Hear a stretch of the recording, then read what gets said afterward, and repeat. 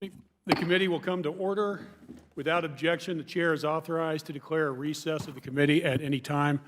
This subcommittee is continuing its examination and call for immediate federal action on PFAS. I now recognize myself for 5 minutes to give an opening statement. Good afternoon. This is the fourth hearing the Environmental Subcommittee has held on the contamination of air, water, and food with perfluoroalkyl and polyfluoroalkyl substances, class of man-made chemicals referred to as PFAS. Our previous hearings have established the scientific facts about these chemicals. They do not degrade, earning their nickname forever chemicals. And they are toxic to humans, having been linked to serious adverse health outcomes such as low fertility birth defects, suppression of the immune system, thyroid disease, and cancer. We have heard witnesses testify to the pervasiveness of PFAS contamination in America's water, air, and food supplies. Some of them are here today. At our hearing in September, we heard about the actions of certain corporations to downplay the scientific research linking these dangerous chemicals to serious adverse health effects and to conceal this evidence from the American public. Today, our goal is to urge this administration to take immediate federal action to regulate and clean up these dangerous chemicals. You know, at these hearings, we public officials tend to speak perhaps a little too clinically. We say PFAS chemicals can cause birth defects and cancer in humans. But what we should be saying is this: because these chemicals have been cavalierly dumped by corporations in rivers and landfills, they have poisoned pregnant women and permanently injured and damaged their children, who will suffer severe health problems for the rest of their lives. People have lost their spouses, parents, and other loved ones. People have been saddled with medical bills they cannot afford, and that will put them into massive long-term debt, sometimes for the rest of their lives. We've got people who are just now realizing they've been drinking contaminated water for years, who have to pray each day that they don't get sick and their families don't get sick. So even now, we might speak about the PFAS crisis in terms that sound impersonal and bureaucratic, like saying we need to regulate these chemicals and set maximum contaminant levels. What we're really trying to say is that we need government to save people's lives by protecting them from dangerous chemicals they did not know they were drinking and wouldn't have drunk if the truth had not been shrouded by them from corporations that knew for decades how toxic these chemicals were and are. We need the federal government to protect people because we've seen what happens when it leaves it to corporations. And you know, in what has become an intensely partisan environment here in Congress, this is one issue on which the two parties really can find agreement. The ranking member of this subcommittee to my right, James Comer, said at our July 24th hearing on PFAS, quote, "It is bipartisan that we want clean drinking water. It doesn't matter if you are a conservative or liberal or moderate, we all want clean drinking water. There is no question about that." But the ranking member knows as well as I do that water doesn't stay clean on its own. By taking one look at the Environmental Working Group's map of congressional districts with known PFAS contamination, we can see just how true this is. Our water is poisoned in Ohio, in Arizona, in North Dakota, just to name a few. We, the representatives of the people, have to work to protect that water, to keep that water safe from companies that seek to maximize their profits through pollution. And yes, that does require regulation. So when it comes right down to it, the debate we're having over whether to regulate PFAS is a debate about two camps: the American public and all of us who want clean water, and the companies who have made a lot of money by exposing people to toxic substances against their will. This is a horror story of epic proportions, and so it's no surprise that it caught the attention of one of our witnesses today, Mark Ruffalo. In the new Dark Waters movie, he plays the attorney Robert Bilott, who himself testified before this subcommittee in September. Mr. Bilott defended thousands of plaintiffs in Parkersburg, West Virginia, against DuPont, a chemical manufacturer that not only contaminated the groundwater in Parkersburg, but also spent decades covering up that they had done so. And the horror story does not end there. The drinking water supplies on and around military bases have been contaminated by these chemicals and haven't yet been cleaned up. These men and women answered the call of duty and risked their lives for our country, and yet they can't safely take a drink of water from their canteen. This is a tragedy, plain and simple. Mark Favors, a U.S. Army veteran, is here with us today to share his story and those of his family members who are suffering the human cost of PFAS contamination on and around military bases. The Environmental Protection Agency needs to set maximum contaminant levels under the Safe Drinking Water Act, not just for the two most notorious types of PFAS chemicals, PFAS and PFOA, but for PFAS as a class of more than 5,000 different man-made chemicals. And the Department of Defense needs to commit to cleaning up contamination around military sites expeditiously and work with the urgency this crisis demands to find an alternative to the PFAS-containing firefighting foam used in training exercises. The EPA has announced that it will issue its proposed regulatory determinations for PFAS and PFOA by the end of the year, and it can't come soon enough. But it is imperative that Americans be kept safe from all PFAS chemicals. The fact is, we don't know the full extent of the effects these chemical alternatives to PFOA and PFAS will have on humans. But the scientific evidence thus far suggests that these chemicals are toxic, that they do bioaccumulate in the human body, just like their predecessors. Do we really want to be sitting here 50 years from now asking ourselves why we didn't take action on these so-called alternatives? The same way we're sitting here in the year 2019 asking ourselves why we didn't regulate PFAS and PFOA earlier. I hope we take the opportunity to learn from our mistakes rather than repeat them. We are finished with being hoodwinked by corporate interests. We are done being placated, being told we're moving forward when we're actually standing still. The American people are paying attention, and I promise you all that I will work relentlessly with my fellow members here to ensure that you have the freedom to drink water from your faucet and your well without worrying that it will someday give you cancer. I will work to ensure your safety. The United States should not be a place where your water can kill you. Before I invite the subcommittee's ranking member, Mr. Comer, to give his opening statement, I want to say a few words about the conduct we witnessed from our minority at our last hearing on tailpipe emissions, rollbacks, and federal policy to address climate change. You know, it's not always fun being in the minority, and Republicans are going through a tough time right now, being forced to defend a deeply unethical president. But there is no excuse for trying to shut down a hearing that this subcommittee convened in good faith in an effort to ensure Americans' right to breathe clean air.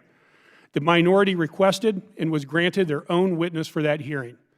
Yet neither Mr. Comer nor any of my other colleagues in the minority ever came to me or my staff before the hearing to broach any concerns. Frankly, when my Republican colleague from Arizona made the motion to adjourn, I wasn't even sure he was still a member of the subcommittee because I can count on 2 fingers how many times he's attended these subcommittee meetings. But he did find the time to come and try and shut down a hearing on climate change policy and Americans' right to clean air. Those actions were not in good faith. I certainly hope that, in the future, my Republican colleagues would have the courtesy and the decency to come to me beforehand to raise any concerns they might have. I should also point out that when we Democrats were in the minority, we never once, not once, tried to adjourn one of the committee's hearings. In a sad way, my Republican colleagues' stunt at the last hearing represents exactly what is wrong with their party's entire approach to addressing the most important environmental issue of our time. They just ignore the problem, put their heads in the sand, and try to shut down any attempt to promote smart policy that addresses scientific reality. If that's the way my Republican colleagues think the government should be run, they should be ashamed, because it's not just the members of one political party whose lives are at risk. If we do not act now to protect the right to clean air and clean water, if we don't work to address the existential crisis of climate change, then all of our lives are at risk. We are the stewards of the public interest. We owe it to the American people to tackle the big problems, not waste time with cheap stunts. And with that, the chair now recognizes the ranking member, Mr. Comer of Kentucky, for 5 minutes for an opening statement. Well, thank you, Chairman Ruda. It's good to start off with a good bipartisan tone for this committee. We're here today for the subcommittee's 4th hearing on the large group of chemicals collectively known as PFAS. I want to thank the witnesses for their willingness to appear before this subcommittee, and hopefully we can have good, productive discussion that will actually lead to achievable results in the future. As I've said at each of the previous 4 hearings, potential drinking water contamination is frightening for any community, and it is there is bipartisan support to have clean drinking water. It's important to remember that the reason that PFAS substances became so predominantly used in the first place is they provide strength, durability, and resilience in a broad range of applications, from non-stick cookware to firefighting foams that save lives. Why does the medical technology industry care about proposed actions related to PFAS? Because the medical devices made by these companies for over 50 years have been made with fluoropolymers, a PFAS compound. Tens of millions of these devices have been used by patients without demonstrating any adverse health effects. In fact, they've achieved the opposite. They've kept patients alive and healthy. As I've told you before, Mr. Chairman, I'm committed to working with my colleagues on solutions that will contain any existing damage from legacy PFAS substances and reduce the risk for future harm.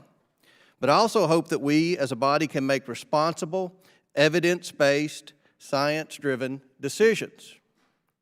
It's important to note that nearly 5,000 chemical compounds make up the PFAS family. 5,000 chemical compounds. These compounds have different structures and characteristics, which means they also have varying health and environmental impacts. Thorough research has only been done on a small number of these compounds, so we should be careful about taking any sweeping actions that could have the unintended consequence of negatively impacting a broad segment of the economy, including public entities like hospitals and airports. Any legislative or regulatory actions we consider should be based on solid scientific understanding of the toxicity of specific compounds. I would also like to note, for the record, something about today's hearing makeup, Mr. Chairman, since you mentioned previous hearings. During the Oversight Committee hearing last week, one of the majority members, one of your party's members, questioned the minority witness about her lack of, quote, scientific or particular expertise in the subject matter whatsoever, unquote. In short, the Democrat member tried to say that the minority witness should be ignored. I've heard from several of my colleagues today that they found the witness testimony compelling and informative. But I would like to note for the record that if this is the majority's view of witness suitability, it's unclear to me why a Hollywood actor with no scientific expertise on PFAS chemicals would be called to testify today. It appears to me that this fourth hearing on PFAS could be viewed as an attempt by committee Democrats to use it to assist the promotion of a movie that may include false narratives about PFAS. This is similar to the last hearing on Mr. PFAS Chairman, in September. I object to which- the ad hominem attacks on Mr. Ruffalo. So noted. Please continue. This is similar to the last hearing on PFAS in September, which featured a plaintiff's attorney in ongoing litigation against the chemical industry, as well as paid expert witness involving those cases. Today we have the actor who is portraying that same plaintiff's attorney testifying. Now, I'm a firm believer in the broad authority of congressional oversight, but I become very concerned when Congress uses its investigative tools in ways that can interfere with or give the appearance of interfering with ongoing litigation. I hope the subcommittee will commit to doing its best to refrain from interfering or appearing to interfere with ongoing litigation as we move forward. Today, I would like to spend some time discussing EPA's PFAS Action Plan, which the agency released in February of this year. In it, EPA outlined several short and long-term actions to minimize risk, increase scientific knowledge about the broad range of PFAS substances, prevent exposure, and clean up existing contamination. That's what our goal should be in a bipartisan manner. A few weeks ago, the EPA sent 2 actions from the PFAS Action Plan to the Office of Management and Budget for review. The first action would allow the public to provide input on adding PFAS to toxic release inventory. Member's time has expired. Mr. Chairman, with all due respect, you went over a few seconds as well. Please I'll- wrap up your comments. The second action would ensure that certain persistent long-chain PFAS chemicals cannot be imported into the United States without notification or review. The two actions taken in late September show the continued commitment by EPA to implement the PFAS action plan. Thank you, Mr. Chairman, and again, I'd like to welcome the witnesses here today. Thank you. Now I want to welcome our witnesses. We have Mark Ruffalo, actor, producer, and activist. We have Scott Faber, Senior Vice President for Government Affairs, the Environmental Working Group. Mark Favors, U.S. Army veteran, member of Fountain Valley Clean Water Coalition. And Mr. Tiger Joyce, President, American Tort Reform Association. Please stand. Raise your right hand. I will begin by swearing you in. Do you swear or affirm that the testimony you're about to give is the truth, the whole truth, and nothing but the truth? So help you God. Thank you. Please be seated. Let the record show that the witnesses answered in the affirmative. The microphones are sensitive, so please speak directly into them. Are they called it? Do we want to? You could take one, or you can go and then take them when you get back. We've had votes called, so I think what we're going to do is go through one, maybe two 5-minute opening statements, and then we're going to have to do a short recess. Okay, so the floor is yours, Mr. Ruffalo. Thank you very much, and I'm honored to be here today and have the opportunity to testify. My name is Mark Ruffalo, and I'm honored to play the role of Rob Alott in the upcoming film Dark Waters. You've already heard testimony from Rob, so you know that Rob has dedicated his life to protecting all of us from PFAS. What you may not know is that Rob has risked everything, including his career and his own health, to uncover one of the greatest corporate environmental crimes in history. So he should be seen as a true American hero. It was Rob who uncovered what this committee has now shared with the American people, that by the 1950s, 3M knew that PFAS could build up in our blood, that by the 1960s, DuPont and 3M knew that PFAS could be toxic, that by the 1970s, DuPont and 3M knew that PFAS was indeed building up in the blood of all of us and harming their own workers, and that by the 1980s, DuPont knew that PFAS was contaminating the tap water of nearby communities. But that's not all. Rob not only discovered that these toxic chemicals were building up in our blood, he also sounded the alarm, sharing what he found with the EPA. And also, Rob secured the funding through a legal settlement with DuPont to undertake the biggest human health study of toxic chemicals ever. Thanks to Rob, and independent experts reviewed the blood work and medical records of 70,000 people whose water had been poisoned by DuPont. That study found a probable link between PFOA and cancer and 5 other serious diseases, including reproductive and immune system harm. Hundreds of subsequent studies have found that PFAS chemicals, including replacements for PFAS chemicals, like the new Gen X, pose many of the same risks. Here's what we now know. We know that PFAS are called forever chemicals because they build up in our blood and our organs. We know that PFAS chemicals have been linked through animal, worker, and human studies to serious health problems. But, Mr. Chairman, we have done absolutely nothing. We have not stopped industrial releases of PFAS into the air and water. We have not stopped PFAS from being used in food packaging, cookware, cosmetics, and other everyday consumer products. We have not stopped the use of PFAS in firefighting foams, nor have we cleaned up legacy PFAS pollution. This is decades. There is still no legal requirement to filter PFAS from tap water, so more than 100 million Americans today are likely drinking water contaminated with PFAS. Nor is there any legal requirement to clean up the most contaminated sites. So who is paying for this failure to act? It's the people. People like Sandy Wynn Stelt, whose husband died from liver cancer after a nearby tannery poisoned the drinking water with PFAS. It's people like Bucky Bailey, who's here today, whose mom, Sue Bailey, worked at DuPont's Teflon line while she was pregnant with him and who was born with numerous birth defects. These are real people, guys. It's real people, Mr. Chairman.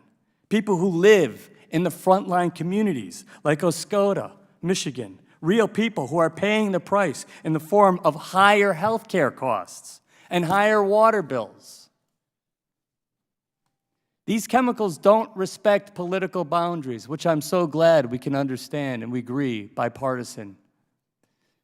They're found in the blood of people in Oatman, Arizona, and they are found in the blood of people in Fargo, Dakota. They are found in me. They are found in my kids. They are found in every one of you. So who should pay? The companies. The companies that made billions upon billions of dollars producing chemicals they knew were building up in our blood and they knew they were toxic, but failed to tell anyone. Failed to tell their workers, failed to tell their neighbors, failed to tell the regulators, which keeps us from making a choice about how we're going to live our lives. These companies are making us sick, Mr. Chairman, and we are paying to have to heal ourselves. I understand that today's hearing is focused on PFAS, but the problem is not limited to PFAS. In America, it falls to us, the ordinary people, to prove that these chemicals are toxic before the chemical is regulated by our government. That is simply backwards. It's the companies that make billions of dollars producing these companies, not us, not the rest of us, who should be required to prove their products are safe before they bring them to the market. Cautionary principle. It's used throughout the world today, and it keeps communities from being sick. Mr. Chairman, it's time to regulate PFAS chemicals.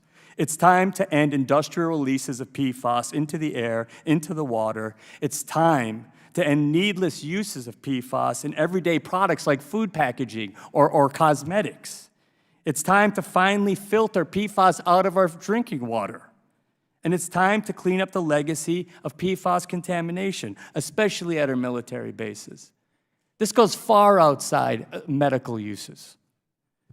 So let me close by thanking you, Mr. Chairman, for now holding 4 hearings on PFAS contamination and the crisis that we're all facing, and for elevating the stories of real people like Sandy Wynn and Bucky Bailey, and real-life heroes like Rob Bilott. Thank you.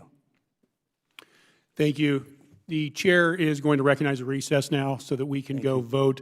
Let's plan on being back in good form 10 minutes after the last vote. Thank you. Thank you.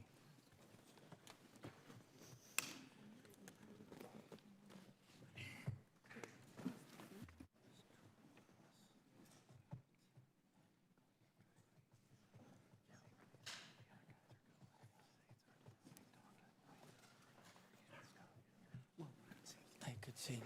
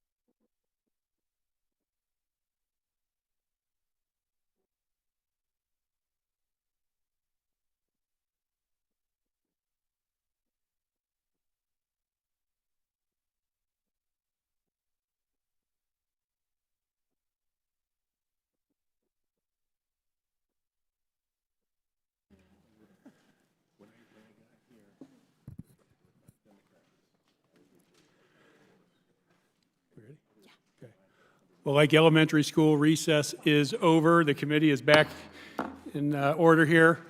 I think we left off with Mr. Ruffalo, so Mr. Faber, you now have 5 minutes for opening testimony. Great. Thank you, Mr. Chairman and members of the committee. My name's Scott Faber.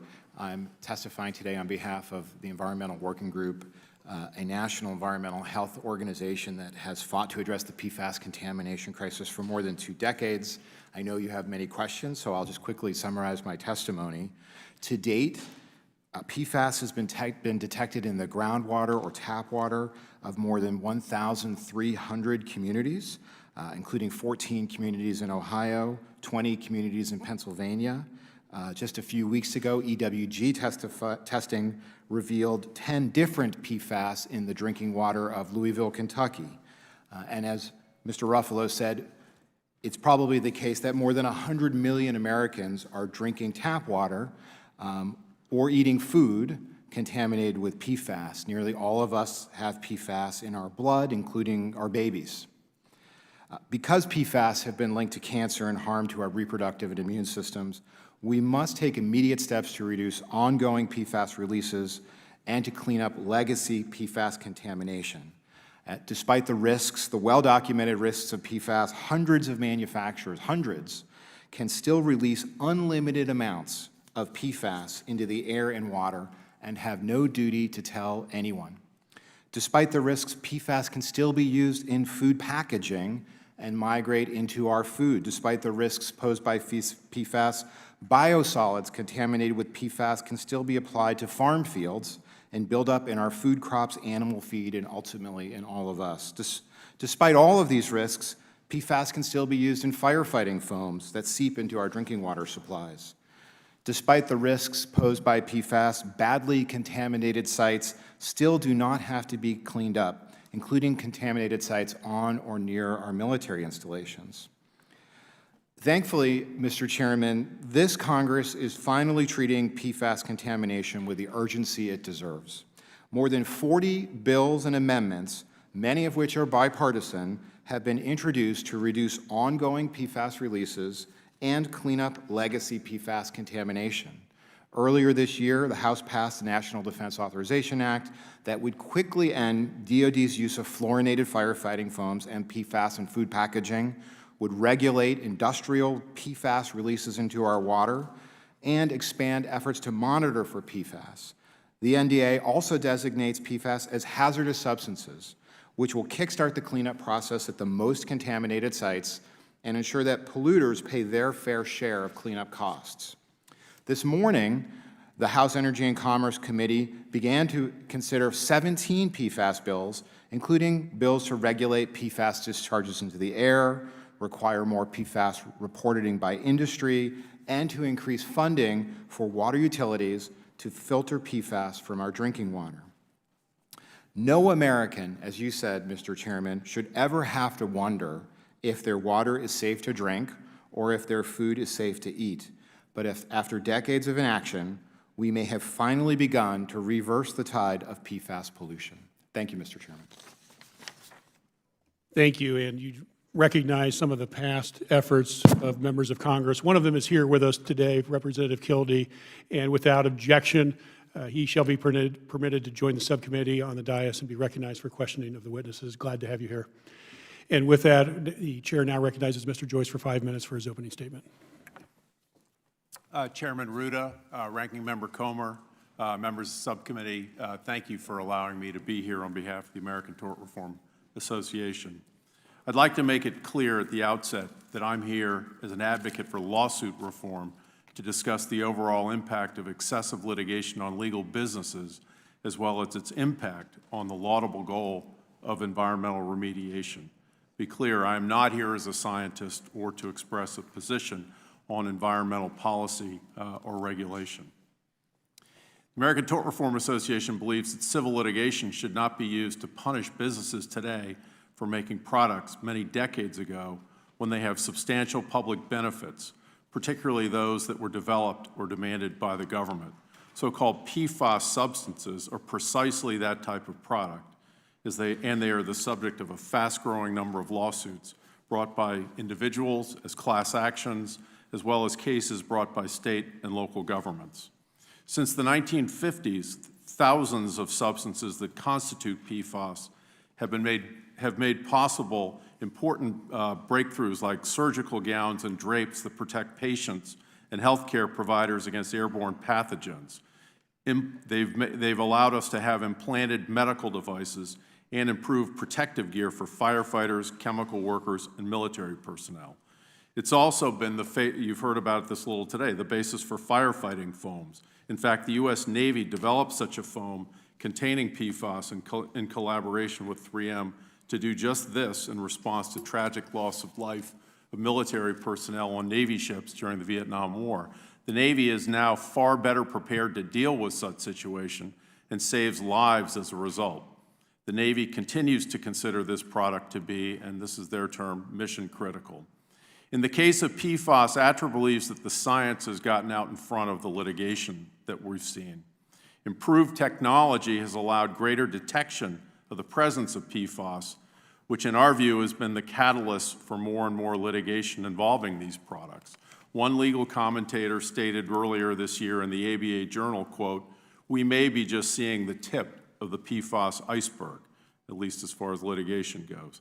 This is despite the fact that the Agency for Toxic Substances and Disease Registry stated last year, and I quote, "The available human studies have identified some potential targets of toxicity. However, cause and effect relationships have not been established for any of the effects, and the effects have not been consistently found in all studies," end quote. Thus, the premier agency responsible for evaluating health and safety risks for products such as PFAS have not concluded that this broad category of products injures the public. Yet, litigation moves forward as if the science does support that legal, and I emphasize legal, causation. Environmental protection has been a major public policy topic for the Congress and the executive branch appropriately for decades in response to the impacts of our rapidly changing economy and way of life. That said, it has to be acknowledged that that worthy goal has been significantly hampered by litigation over the years. Carol Browner stated in 1994 as President Clinton's EPA administrator, quote, "A lot of time is taken up with companies suing each other over how much they owe to clean up a particular site," and that continues to be the case. Members of the subcommittee should know that additional legal issues have developed with regard to Superfund and CERCLA. States can look to impose remediation plans to clean up a Superfund site, even if it conflicts with the EPA-directed cleanup. Atlantic Richfield, which agreed to do that in an EPA-approved cleanup of a copper smelting facility in Montana, is asking the U.S. Supreme Court to preempt the plan imposed by the state. That case will be heard in 2 weeks. Mr. Chairman and members of the subcommittee, lawsuits, liabilities, statutes, and regulations should not get out in front of science. My understanding is that the EPA is developing and implementing an action plan to address PFAS in order to protect public health. This includes many facets which have been discussed here. The American Tort Reform Association has no position on the scope of this process, how it should proceed, and ultimately how it should conclude. But we do believe that the key is for law, regulation, and litigation involving PFAS to be based on scientific consensus. In conclusion, we believe it's wrong for a business to be subjected to extensive liability simply because a microscopic level of a company's product can be found in the air, water, or bodies, absent, this is the key, a clear scientific determination of causation. It's counterproductive to impose liability on manufacturers that develop products that provide substantial public benefits based on fear that it, while understandable, is not scientifically substantiated. I thank you. Thank you, Mr. Joyce. In the previous PFAS hearings we've had the opportunity to hear individual stories. It's a complex issue with a lot of comments about the chemicals and the reaction and the process. But when we have the personal stories such as Bucky Bailey in a previous hearing and personal stories of Mr. Favors as well as his family and community, it's a great opportunity for all of us to take note and have clear understanding of the deep ramifications of the impact these chemicals have on us. And with that, Mr. Favors, you are now recognized for 5 minutes of opening testimony. Thank you. I want to thank Chairman Ruda and Ranking. Turn on the microphone if you would, please. Thank you. I want to thank Chairman Ruda and Ranking Member James Comer and this committee for this hearing and allowing me to testify. I was born and raised in El Paso County, Colorado, around a large, loving family, many of whom are U.S. military veterans, like myself. However, we are struggling to obtain justice and accountability for our family members and their neighbors dead or suffering from cancer and other diseases after firefighting foam containing toxic PFAS from nearby Peterson Air Force Base contaminated the drinking water and groundwater for decades. This contamination began in the early 1970s in the drinking water and remained until 2016, all during that time unknown to the public. In addition to these toxic chemicals causing contamination by seeking underground off-base to nearby civilian water sources, Peterson Air Force Base officials have now admitted that they actually dumped these toxic PFAS chemicals into our community's drinking water source several times a year from 1990 until 2016. Again, Colonel Scheisse from Peterson Air Force Base in 2016 admitted that they actually discharged knowingly these chemicals into our drinking water source several times a year from 1990 until 2016. This resulted in not only extremely high levels of PFAS in the drinking water, far exceeding the EPA's non-enforceable health advisory, but also in the blood of residents, 10 times higher than the national average. Some of our PFAS drinking water levels were more than 100 times higher than the EPA's non-enforceable advisory, according to a Pentagon report to Congress. Subsequently, in my family, we've had 16 family members diagnosed with cancer who resided for a significant time within these toxic PFAS drinking water contaminated residential areas of Wyfield Security, Fountain, and Stratmore. At least 4 of these family members have died of kidney cancer, including my father in 2017, which has been linked to PFAS contamination by scientists and the U.S. courts. These cancer deaths permanently separated mothers, fathers, and grandparents from their children and grandchildren. A few years ago, a teenage cousin of ours required a kidney transplant, and the doctors ruled it out that it couldn't have been genetic. His mother lived in the contaminated area since she was 10 years old. And because these kidney cancer deaths occurred on both sides of my family, including one person, a Vietnam veteran decorated for combat who married into the family, it cannot be explained by genetics. Also, none of my family living outside of this area, the contaminated area in Colorado Springs, has ever been diagnosed with kidney cancer or failure. Included among my affected family members are at least 7 U.S. military veterans who themselves, along with their spouses and children, were being poisoned unknowingly by these toxic PFAS chemicals from Peterson Air Force Base while they were on active duty and or deployed to fight for our country in Iraq. Indeed, there's a picture of 2 of my family members while they were deployed in the Iraq War together. Yet, meanwhile, at that same time, Peterson Air Force Base was dumping toxic PFAS chemicals into the drinking water of their spouses and children. We also have several family members who, as military veterans, are buried in Fort Logan National Cemetery along with their spouses, yet not buried there due to lethal wounds they received when they served in our military during World War II, the Korean War, and Vietnam, but instead dead from cancer after having their drinking water contaminated with toxic PFAS chemicals for decades here in the United States without their knowledge nor consent. So imagine surviving World War II, the Korean or Vietnam War as a U.S. military service member, fighting for our country, only to come home safe, but then years after unknowingly drinking toxic PFAS chemicals put in there by our government, be diagnosed with deadly cancer. And in the case of member Leonard M. Haynes, not only are you stricken with deadly cancer, but so are your wife, child, and grandchild. A grandchild who at the age of 39 was buried last year, dead from cancer, leaving behind 2 daughters and a husband. And we also just buried my Aunt Ivory, pictured here in Fort Logan National Cemetery last month. My cousin Princess died of kidney cancer at 55, who was raised in the area. The Colorado Health Department, they did an investigation and found that lung, bladder, and kidney cancer rates were significantly higher than expected in the contaminated areas versus the non-contaminated areas.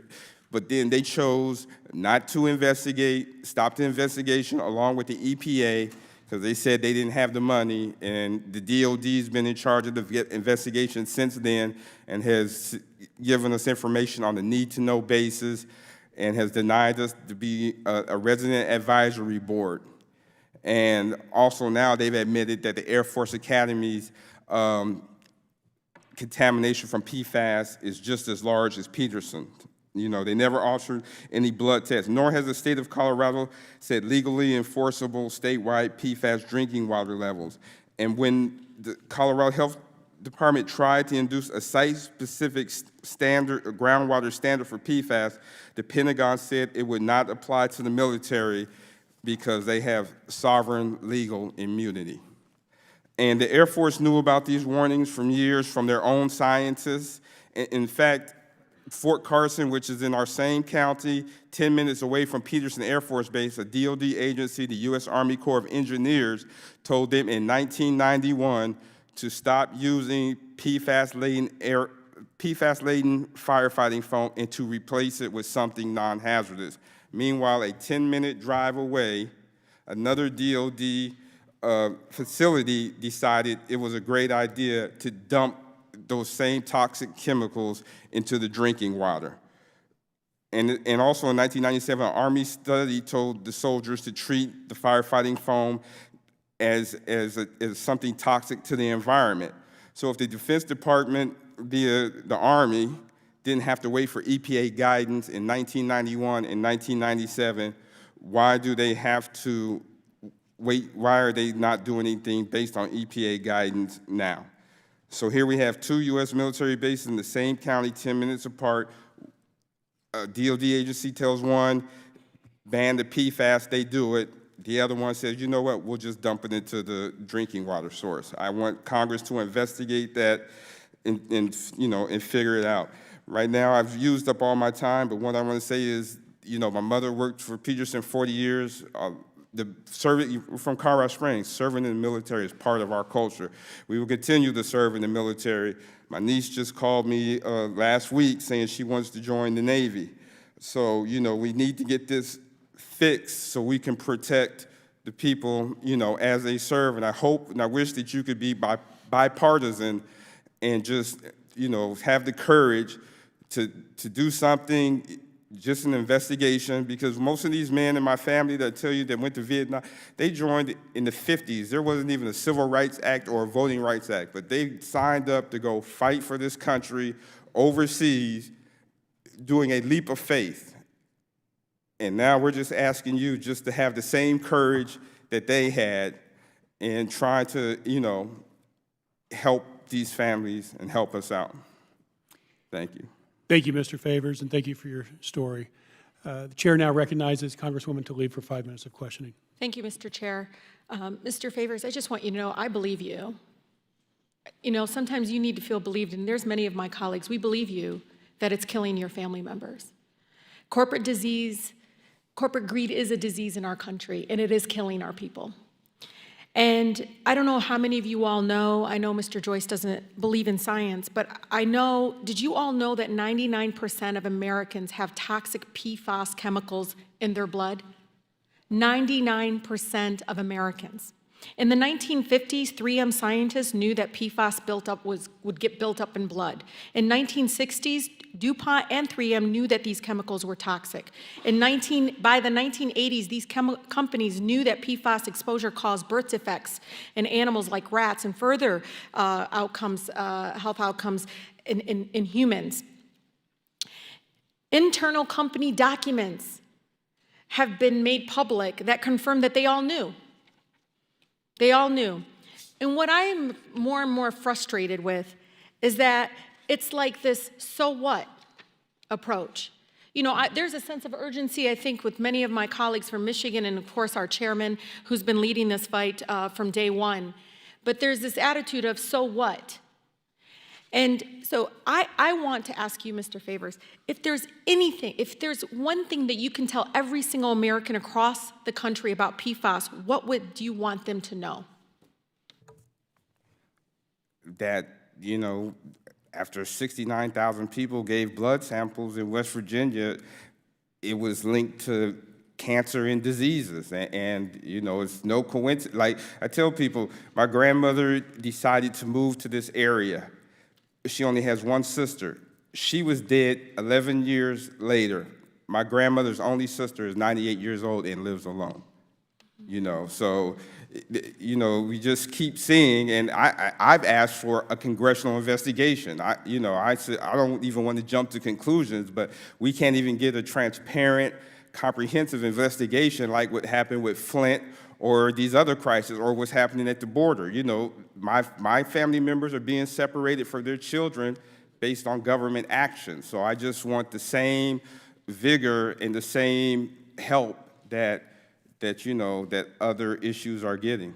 You know, and I appreciate that. Mr. Ruffalo and Mr. Faber, what more can we do in Congress to shine the light of decades of cover-up and misinformation? And that's my worry, is this constant misinformation, but also how do we combat this whole like so what attitude? Because I want you to know, Mr. Favors, this is our 4th hearing. We've had investigative hearings. I actually look at my colleagues come one of the new ones here. After the investigative hearings, we'll follow up on letters. We'll do the things that we need to do based on what we heard in those investigative hearings. But then we have these kind of political tactics that are happening. And again, corporate interest, corporate greed is tainting our democracy in a way that it drives away some of my colleagues to having the political courage to do something. But Maybe going to all of you. subpoenas. Yeah, thank you. So to you all, how do you combat that? How do we combat that as Congress, of this so what attitude and this misinformation out there? If I knew that, the world would be a different place. I just want to comment, Mr. Comer, I know you care about this because you said you did. And I guess it's really like an opening of our hearts to our brothers and sisters in the world, you know? When we decided to make this country, we gave up our freedoms and we gave up our tax dollars in order for, and by giving those things up, we made an agreement with this country that they would take care of us people. And I think part of the disease that we're seeing in the world, in America today, is a feeling that somehow that covenant that we made has been broken, and that we've become slavish to corporate interests and economic interests, and we've lost our connection to our fellow men and women and children. And I know you guys have families. Like, I know that we all relate to each other on these levels, and I believe you when you say that you care about this. But how can we sit here and listen to these stories from Bucky Bailey or from Mark Favors and not be moved to take action? And, you know, you can do this by basically stopping the things that we come into contact with, our drinking water, cosmetics, those things that we use every day, food wrappers, our clothing, even firefighters. We shouldn't be telling firefighters the only, listen guys, you're gonna have to get cancer as just part of your job. There should be no job in America that is a disclaimer. And it's just really like, it's just dropping our slavishness to this economic system. I mean, it's so out of balance. And there's so many sick people. We have the science. We did the studies. We know. You know, we can't sit here and pretend like this didn't happen, or that this new EPA blue ribbon panel, which they already did one in 2001, like we don't need to know any more about this to make the changes that we know in our hearts we have to make.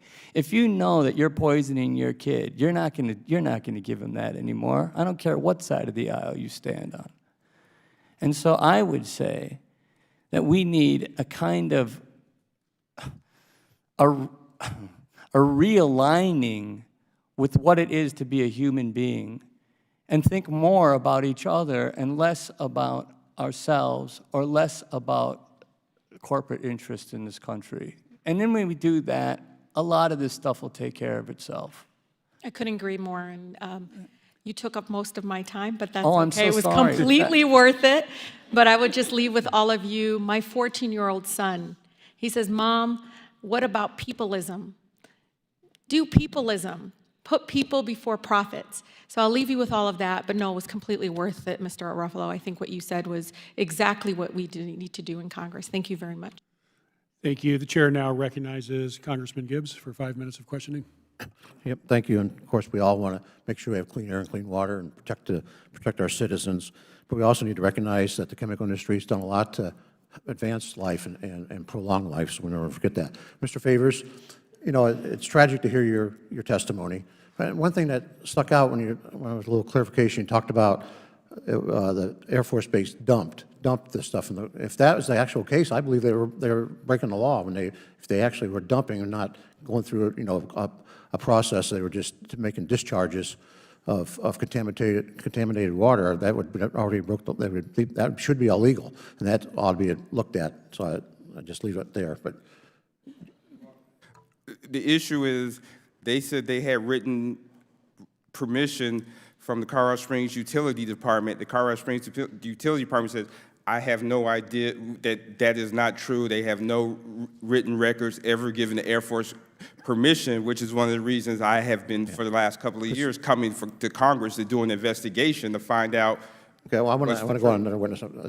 Mr. Faber, I know some organizations, including yours, argue that PFAS, the 5,000 known substances, should be regulated as a class instead of individually. My first question is, are all the PFAS chemicals the same structurally? So thank you for the question. This class of chemicals, PFAS, has something all these chemicals have one thing in common, which is the carbon-fluorine bond. That's what the nature of these man-made chemicals that causes them to build up in our blood and ultimately contribute to the diseases we've heard about. And I know this has been a subject of a lot of conversation. Because PFOS, Yeah. has actually been discontinued in this country because we know that's a problem, right? And is that the key one that's been used in the phone? So we know a lot about PFOA and PFOS, because we have reviewed the medical records and tested the blood of 70,000 people who live in the Mid-Ohio River Valley, as you know, and had an independent panel of some of the nation's most respected epidemiologists look at all of that data and draw the conclusion that PFOA is a probable cause of kidney cancer, as we heard about. But our chemicals, like DuPont, 3M, didn't they voluntarily quit making that product, the PFOA? Yeah, thank you for the question. So those companies phased out the use of PFOA and PFOS, but began to use very, very similar replacement chemicals like Gen X that we now know, because EPA and CDC have told us, present many of the same health risks, including cancer. So I think the challenge here is we're playing a game of chemical whack-a-mole, where we focus on one of these chemicals and we convince industry, we don't regulate it, we convince industry to phase out that particular chemical, in this case PFOA, and instead we replace it with another chemical that may pose, and in this case does pose, Well, that's all up to speculation yet. So I got to move on because I'm going to run out of time. That's based on what EPA has said. Mr. Ruffalo, I watched your movie trailer this morning, and there was a young girl riding a bicycle, and it was evident that her teeth were either blackened or rotten or whatever. Is that image, was that supposed to intend that PFAS exposure causes tooth decay? I'm not an expert on this, but I will tell you what I know about it. Because of the fluoride, it can, in mass quantities, begin to stain teeth. Well, it depends on the question of mass quantities, but I do have from a peer-reviewed British medical journal from earlier this year concluded that the PFAS were not associated with prevalence with tooth decay. And Mr. Chairman, I ask unanimous consent to insert this into the record. Without objection, so moved. Do you know if there's anything else in that movie that's coming out Friday that might play more on emotions to sensationalize things and maybe not be accurate? Because you just said you're not sure that it does have tooth decay isn't accurate. It's not tooth decay, sir. It's tooth staining. I didn't say tooth decay. Okay. And that's the truth. And it is true that high levels of fluoride do stain the teeth black. And there were many children that had that staining in that community. Okay. So that's true, okay? Okay. Well, As far as the, do you want me to finish? I had 12 seconds, so go ahead and use it.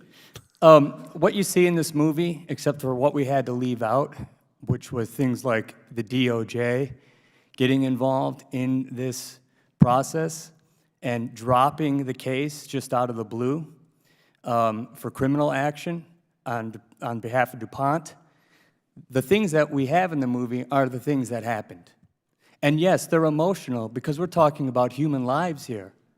We're talking about people getting sick, people dying. So yes, those are emotional things, but those things all happened. Everything that's in that movie happened.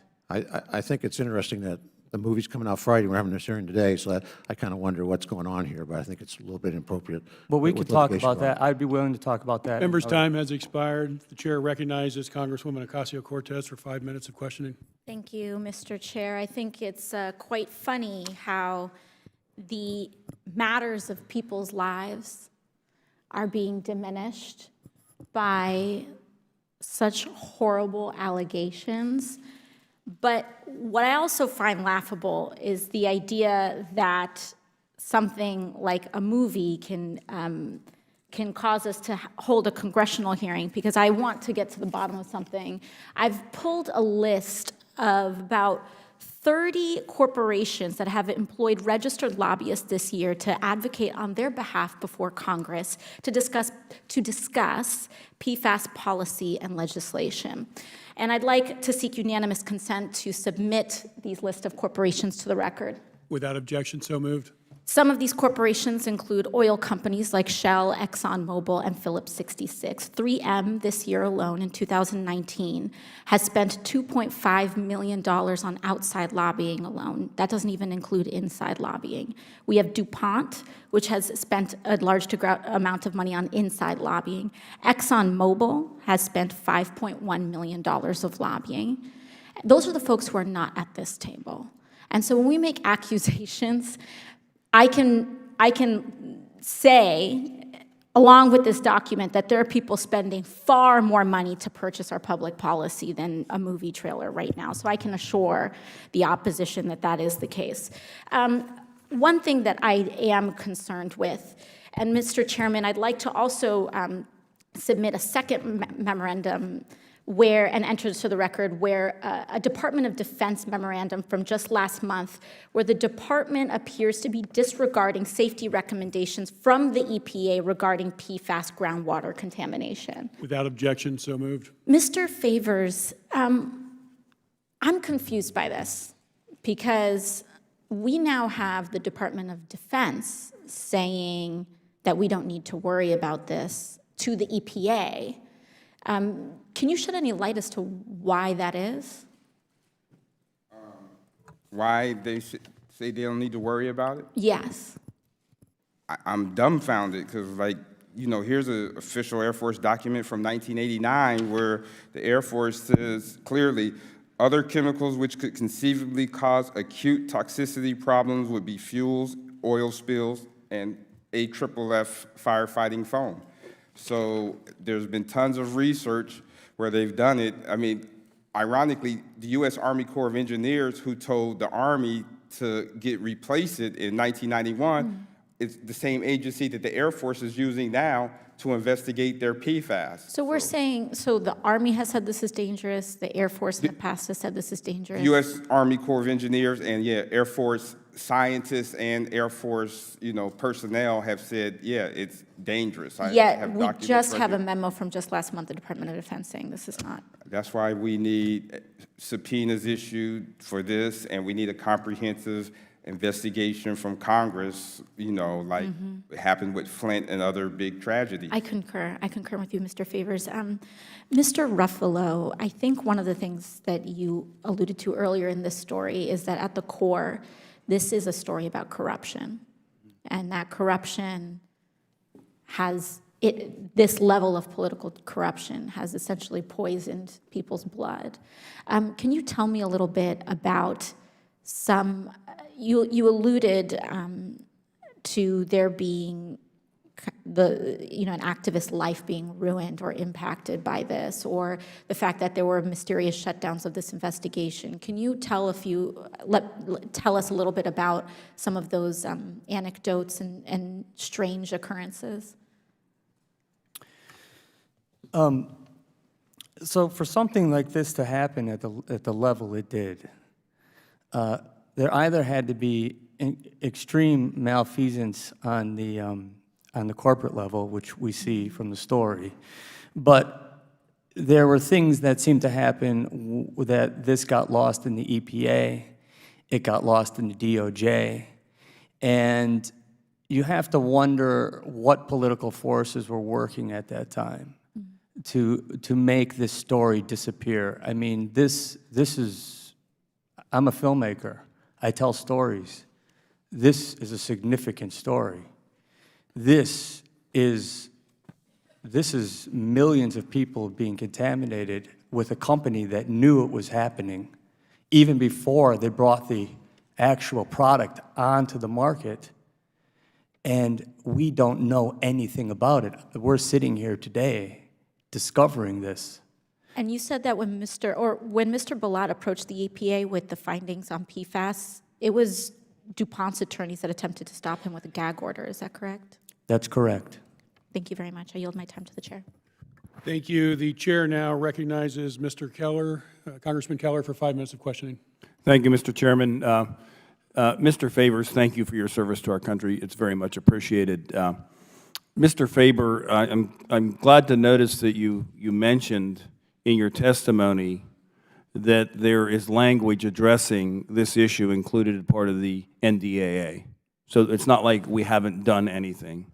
We are trying to get things done. So I appreciate you recognizing that. And Mr. Chairman, I commend you on recognizing that this is a complex issue. So thank you for doing that. And with that, I'd just like to cover a few things here. Last week, the majority of this committee held a hearing on abortion, where the only pro-life witness was attacked for not having, quote, scientific or particular expertise in this subject matter whatsoever, end quote.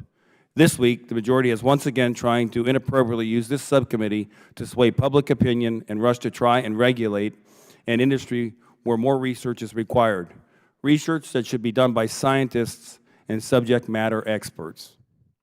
But knowing no depths to how far they'll go to show off their hypocrisy or help their allies in Hollywood, the majority has called as their star witness an actor. That's right, an actor.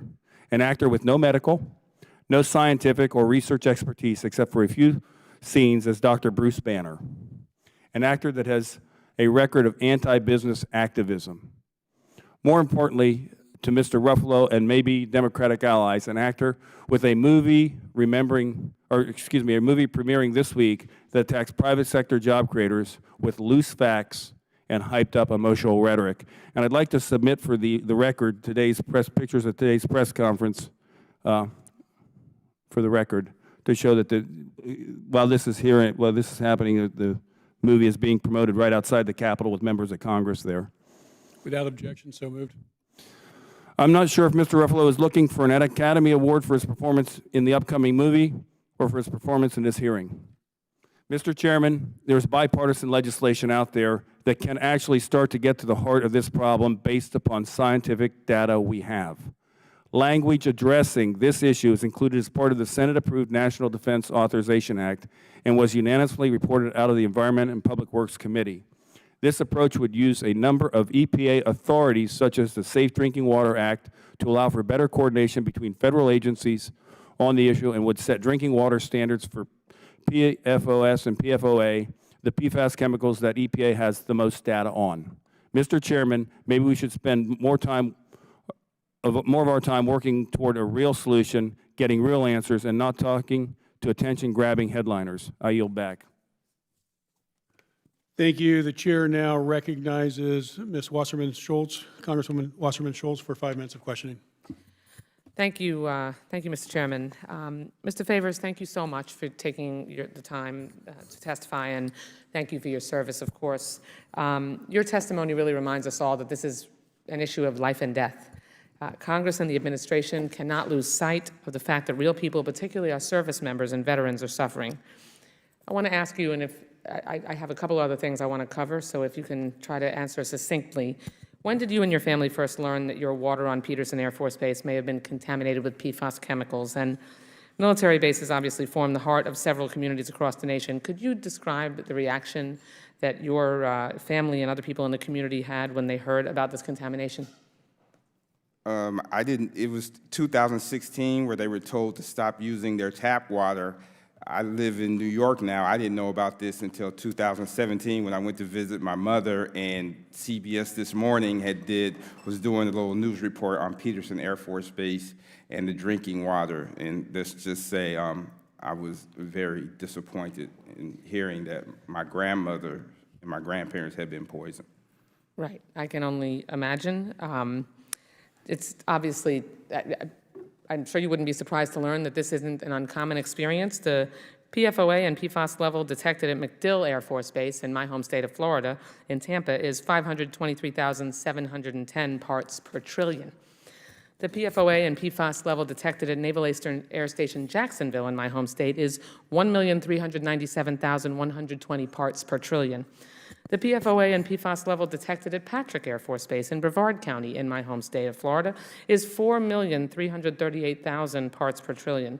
And these are just a handful of the military installations in Florida alone. So I want everyone present and watching this hearing now to hear this fact. The risk level found by CDC's Agency for Toxic Substances and Disease Registry is 11 parts per trillion for PFOA. And for PFAS, it's 7 parts per trillion. 7. Above that, and you start running a real risk of public health problems. For the record, 4.3 million is greater than 7. So, Mr. Favors, it seems to me that we have a national water crisis on our hands here, and our service members have been unfairly and cruelly put on the front lines of this chemical crisis. Do members of your community believe that DOD's response to the water crisis has been adequate? No, most of them do not, because we've been denied a RAB, a Citizen Advisory Board, and they've been in control of the investigation. The EPA stopped investigating, and the state, and it's a need-to-know basis. I mean, we've gotten emails from Germany, and where people on bases in Germany have been told to get out of their housing because of PFAS, but they won't give them any specific numbers. They're just like, we have flyers and everything. So, no, it's not just in our community, but it's, people connected our community who are stationed around the world. So basically, they've been blocking your access to information about how this happened. And a lot. Well, not surprising. I'm sure it won't surprise you to learn that in the last PFAS hearing that we had in the subcommittee, I sat on this dais and asked representatives of DuPont and 3M if they had any plans to compensate service members by the chemicals they manufactured. And I had to wrench an answer out of them, and they finally sheepishly said no, that they didn't. I told them, and I'll reiterate here, that I don't know how they sleep at night. Mr. Favors, what is your reaction to hearing that these polluters continue to deny responsibility and refuse to help people like you and your family? It's difficult because the period of contamination of the Air Force says from 1970 to 2016, per Colorado's strict 2-year statute of limitation, a lot of my grandparents and family members that fought in World War II and in Vietnam, because they died before 2014, they're not able to sue anyway. So this isn't about sue, and plus there's not enough money in the U.S. Treasury to compensate for poisoning my grandmother. So, you know, we're just trying to get justice and accountability, but everybody wants to pass the buck, so Well, that's why we're here. as a cancer survivor myself, I certainly can personally understand how devastating that is when you, as I have, face your own mortality and stare it right in the face. You get a little bit more motivated than I might have already been about environmental justice and making sure that the actions of government or the inaction of government isn't poisoning our citizens and then allowing corporate America to get away with it. So I chair a subcommittee in appropriations on military construction and Veterans Affairs, and I can assure you that we are going to continue to make sure that we hold these companies' feet to the fire. We've added $60 million above the President's budget request for this cleanup, and we'll continue to fight by your side. Thank you. I yield back the balance of my time. Thank you. The chair now recognizes Mr. Comer for 5 minutes of questioning. Thank you, Mr. Chairman, and again, I want to reiterate the fact that I think we all support clean water and trying to get a sensible solution to this problem. I want to reiterate what Mr. Keller said. There are efforts, bipartisan efforts, to try to fix this problem. And Mr. Favors, I wholeheartedly support if any families have been poisoned intentionally by corporate America, that they get compensated for that. And I want to make sure that if they get compensated, they get what they're due and not have scenarios where big corporate law firms take an overwhelming cut of the money. With that, I want to ask Mr. Joyce, let's talk about these lawsuits. Have you seen an increasing trend of state attorneys general contracting with outside law firms to conduct environmental litigation against corporations on states' behalf? Yes, we have. I think that that kind of litigation is becoming more common in a lot of areas, and I would just extend that to beyond the states to individual communities, sometimes counties and cities. On what basis are these outside law firms paid typically? Or is it a contingency fee basis, or how are they paid? I think overall that's the typical process. In your experience, have state attorneys general been forthcoming and transparent about their relationship with outside law firms in these matters? Well, I think there's a lot is known about it, and I think organizations like ours sometimes will go on the record and ask them to provide, and oftentimes they have to indicate if a law firm enters into a contract with the state, it has to be done publicly. According to your testimony, the American Tort Reform Association released a report called For Profit or For the Public Interest, which documents how local governments are increasingly accepting invitations from private plaintiffs' law firm to bring lawsuits. Can you describe why you feel this is a dangerous path to go down? Well, I think our perspective is really kind of in multiple parts. The first off is, and this is not to disparage anybody that's involved, but whether it's you in Congress, members of the executive branch, or state attorneys general and others, your responsibility is to protect the public, serve the public interest. Lawyers operating on a contingency fee basis, and again, this is not an indictment of them, but they have a profit motive. And I think those can be fundamentally incompatible. Any litigation brought by a governmental entity should serve the public interest, not the private interests of lawyers. And we think that that's important. Right. Has there been a rise in the number of PFAS lawsuits brought by plaintiffs' attorneys in recent years? We are seeing more and more of it, and it's a growing area. I think we highlighted that in the report that you mentioned. In your opening statement, you stated it's troubling when the civil justice system is used today to punish businesses for making products decades ago that had substantial public benefits, and in some cases were developed or demanded by the government itself. PFAS chemicals have helped in the past many people's lives, correct?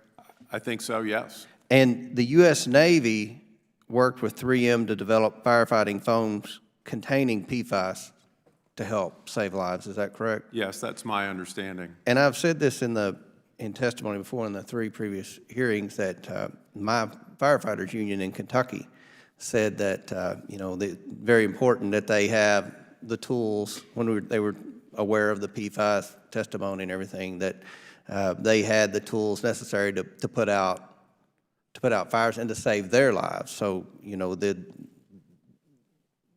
is something that has been used in the past to do good things. This is something that the government required companies to do.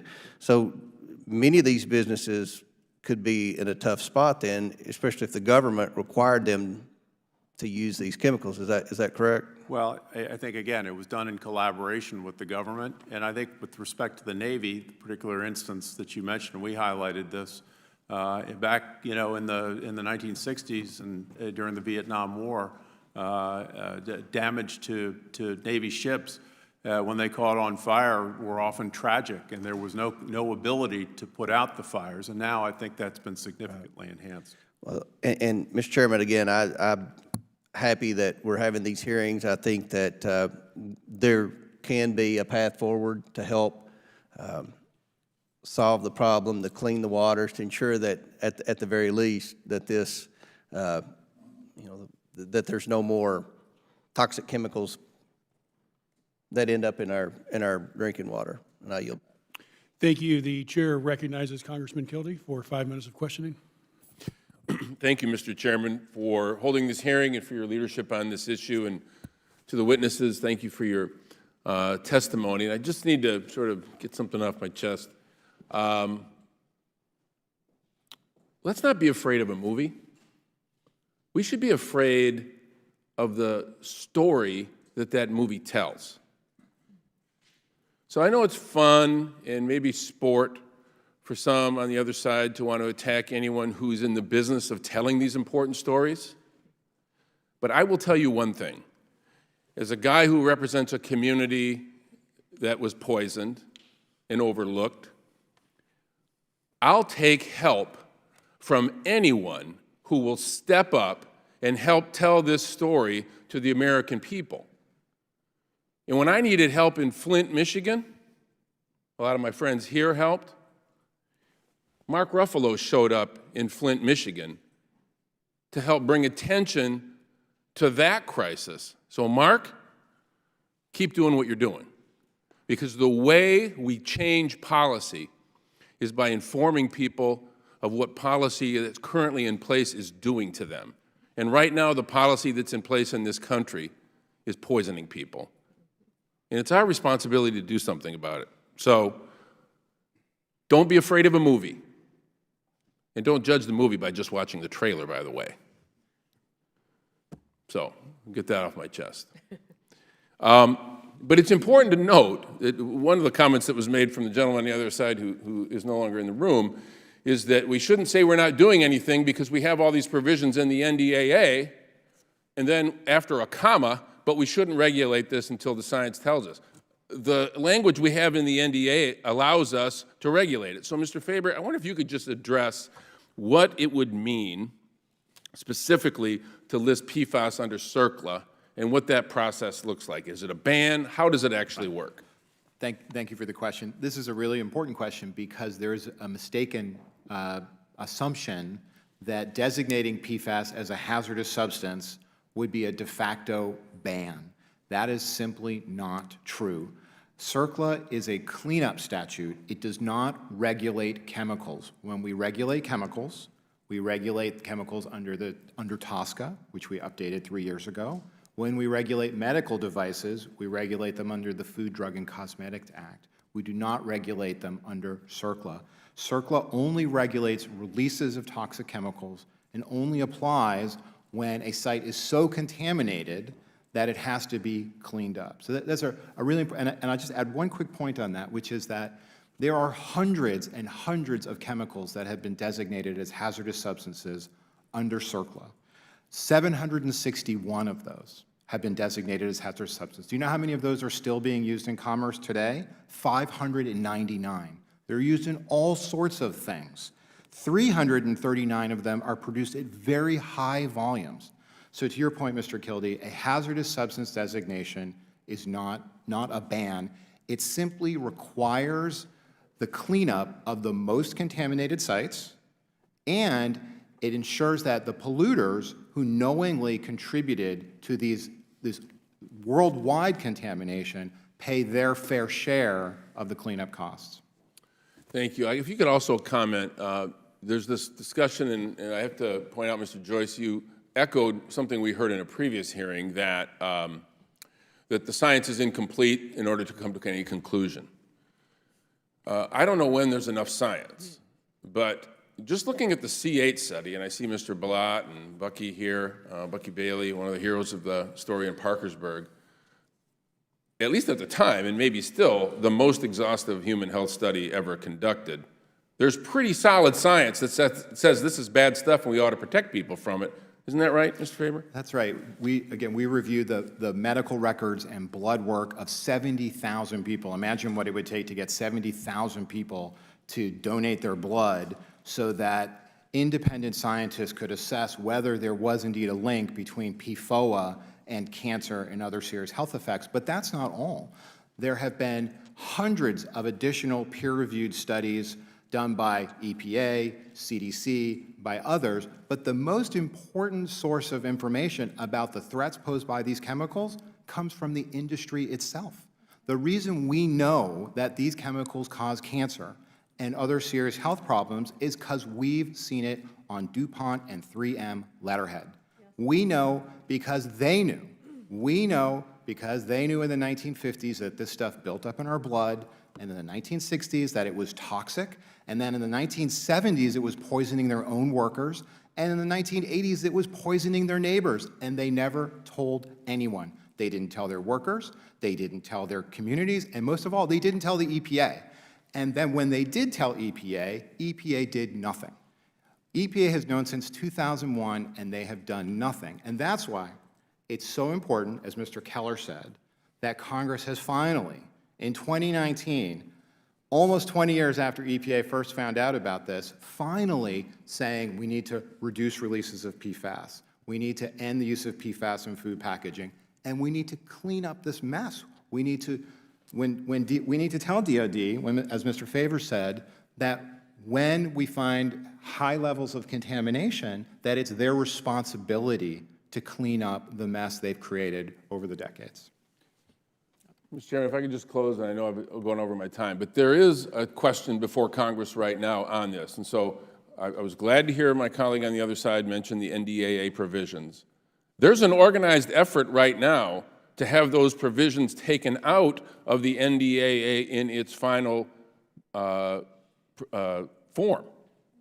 We work really hard in the House, in a bipartisan way very often, to get those provisions included. This is a chance to get real protection to the President's desk, signed and put into law, not just a get-well card to people who are facing poisoning or communities that are facing poisoning, but something tangible. So for those of you that want to see something done, the moment is right now. Speak up. I yield back. Thank you. Chair now recognizes myself for questioning. You know, I look at this, I think there's three things we've got to do. One, stop dumping.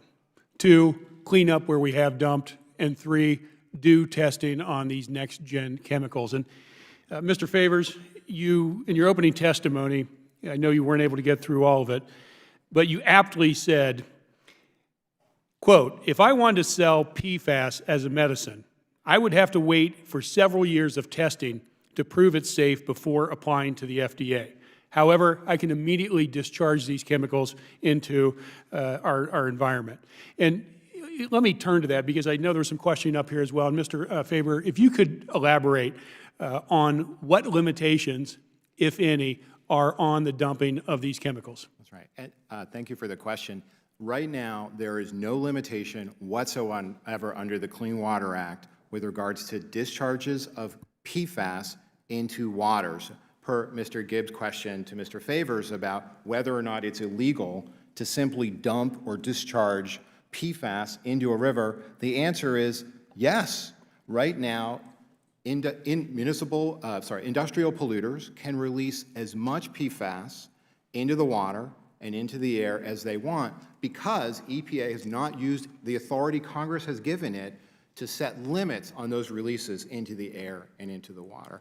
That's why it's so important for Congress to set a deadline for EPA to take action. Right, so they can dump, they can release, and they don't have to clean up unless there's a successful lawsuit against them to do such. And third, they have introduced up to 5,000 next-gen chemical compounds that have not had proper testing as to the impact it has on Americans and our children. Is that correct? That's right. And many of those replacement chemicals were approved for use in commerce, even though there were studies showing links to very serious health effects, including tumors in animal studies and other serious concerns. And Mr. Ruffalo, my apologies for the questioning of your legitimate reasons for being here. I note that you're an author, a podcast host, a commentator that has worked very hard on behalf of these issues, and I'm kind of curious as to why this issue is so important to you. So I am an activist as well, and I've been working in the water space for years, whether it was in Flint, Michigan, or it was in Pennsylvania, and the fracking issue, when we were being told that water wasn't being contaminated by fracking, and then we came to find out it was. I'd rather be doing other things. You know, I'd rather be with my family. But I do see an imbalance in what is happening to people on the ground and what we're addressing in the media and what we're addressing here in these sacred halls. And I've been gifted with this outsized media coverage, celebrity. And I could decide, well, I could do that to do car commercials and make a lot more money. I could do that, I could use that for any number of things to ingratiate and enrich myself. I feel like from this blessing that I've been given that I want to give people the voice that don't have a voice. And that's really what I'm doing here today. That's why I wanted to make this movie. Nobody goes into an independent movie thinking you're going to make a killing. You'll be lucky if you make a living.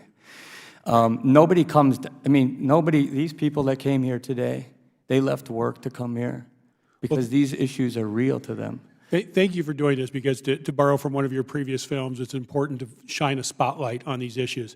And the fact that you have a podium and a microphone and a platform to be able to do that is important for this incredibly difficult issue affecting so many Americans.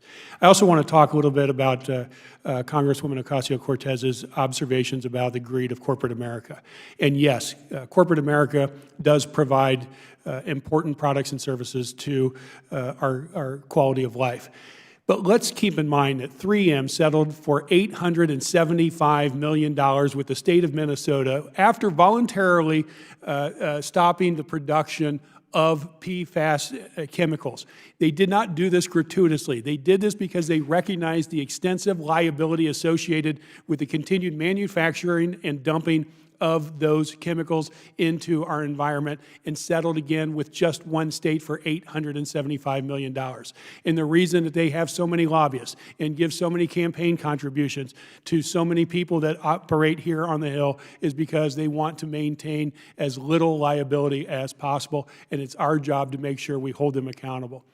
With that, my time has expired. Before we close this hearing, I'd like to take the opportunity to give each one of the witnesses, if there's anything, last comments you'd like to make, if you could keep them brief. So, Mr. Ruffalo, we'll start with you. Well, I appreciate being here, and even though I took some licks, I'm honored to be here. And I appreciate this, what's happening. I do appreciate what Mr. Comer is saying about this bipartisan effort in the NDAA. And I want to see that happen. And it would be a travesty if that doesn't happen. And so I'm honored that I could come here today on behalf of these people. I'm honored to be sitting here with somebody like Bucky Bailey and Mark Favors.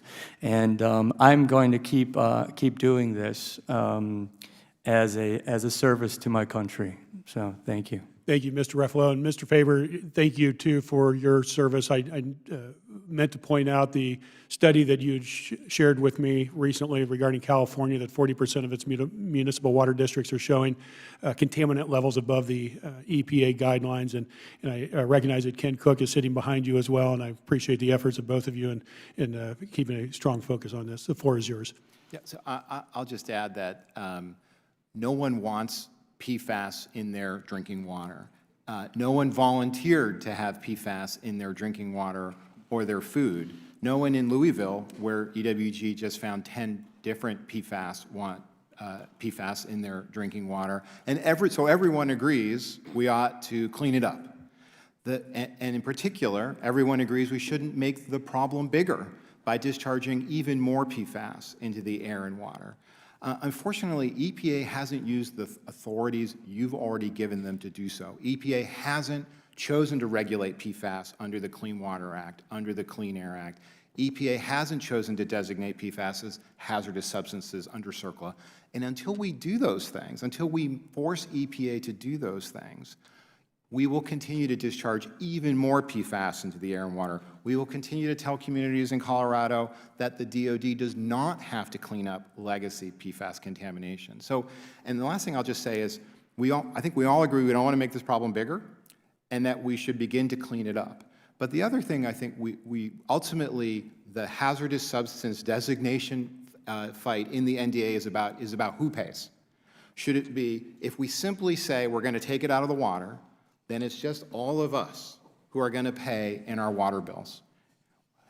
And so the real question is whether or not the companies that knowingly polluted all of these rivers in Kentucky, where there are very high levels of PFAS in northern Kentucky, rivers in Michigan, rivers all across the country, whether it should just be all of us who have to help pay for those costs, or whether it should be the companies who should have to pay their fair share. And that's really the question Congress will answer in the next few days. Thank you, Mr. Faber. Mr. Joyce. Mr. Chairman, thank you, and thank you again to the members of the subcommittee. You know, I would simply say that public health and protecting the environment are the responsibility of the Congress and the agencies that you fund and authorize and direct to do that important work. My point in being here today was simply to talk about the litigation in this area. But as far as whatever should be done according to what's best to serve the interests of the public, my organization, I suspect overwhelmingly people would agree, that should be done. We should protect Mr. Favors and those who serve our country. We should protect all of us. It should be reasonable. It should be science-based. I'm here simply to talk about the aspect with the litigation and making sure that litigation, regulation, all of them are based on science, the best judgment, and that those who are in the best position to protect the public and the environment are doing that work and working to support the American people. Thank you. Thank you. Mr. Favors.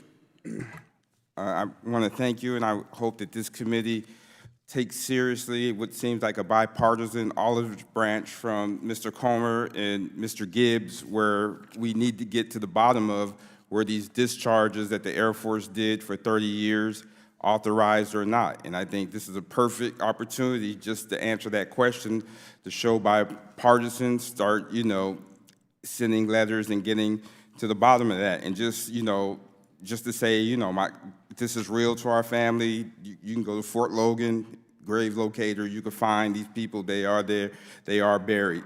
And just to go back to the human touch, I just want to read a couple of sentences from my cousin's obituary in, where it says, you know, Princess volunteered her time, treasures, talents to many organizations throughout her lifetime. Wherever she found herself, she stood out in crowds.